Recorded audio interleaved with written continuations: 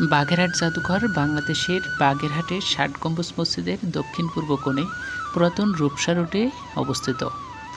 ১৯৭৩ সালে মুসলিম সংস্কৃতি ও খান জাহান আলীর স্মৃতি সংরক্ষণের উদ্দেশ্যে আন্তর্জাতিক আবেদন জানানো হলে ১৯৯৫ সালে ইউনেস্কো ও বাংলাদেশ সরকারের যৌথ উদ্যোগে এই জাদুঘরটি নির্মাণ কাজ শুরু হয়। ২০০১ সালের সেপ্টেম্বরে বাগেরহাট জাদুঘর সর্বসাধারণের জন্য উন্মুক্ত করে দেওয়া হয়।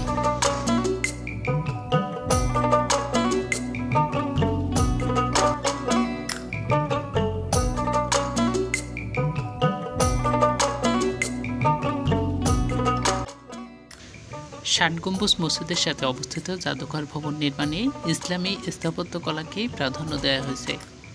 ৩টি গ্যালারি বিশিষ্ট দক্ষিণমুখী জাদুঘরে বাগেরহাটের বিভিন্ন অঞ্চল থেকে সংগৃহীত প্রত্নতাত্ত্বিক নিদর্শন দেখার পাশাপাশি বাগেরহাটের প্রাচীন ইতিহাস সম্পর্কেও জ্ঞান অর্জনের সুযোগ রয়েছে।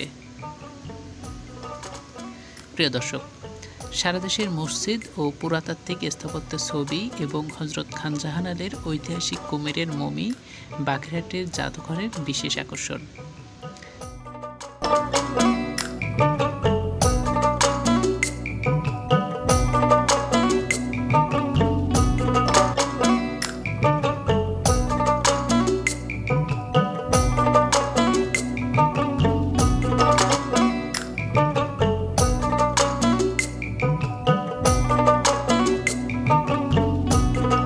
এছাড়াও উল্লেখযোগ্য নিদর্শনের মধ্যে আছে বিভিন্ন স্মৃতিচিহ্ন, মুদ্রা, বাসন, তৈজসপত্র, মানচিত্র এবং লিপিবদ্ধ ইতিহাস।